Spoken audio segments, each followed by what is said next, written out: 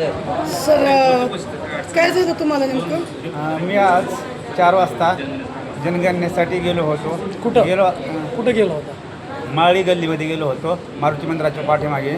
त्या ठिकाणी मला त्या गल्लीत शिरल्यावरती चालत असताना मला 2 कुत्र्यांनी इतके पळत आले माझ्या पाठीमागे की मी अक्षरशः गटारीमध्ये पडलो. गटारीत पडल्यावर माझा पळत असताना एक पाय फ्रॅक्चर झालेला आहे आणि तो फ्रॅक्चर पाय जो आहे त्या ठिकाणी ज्या महिला आहेत त्या महिलांनी मला वाचवण्याचा प्रयत्न केला आणि तेथील महिला म्हणाल्या, हे जे कुत्रे आहेत त्या ठिकाणी 4-5 कुत्रे आहेत आणि या 4-5 कुत्र्याचा आम्हालाही खूप त्रास आहे, आम्हालाही त्या ठिकाणी जाता येत नाही. तरी हे मी शासनास जनगणनेच्या कामासाठी गेल्यामुळे मी सांगत आहे तुमची काय तक्रार आहे आता सध्या?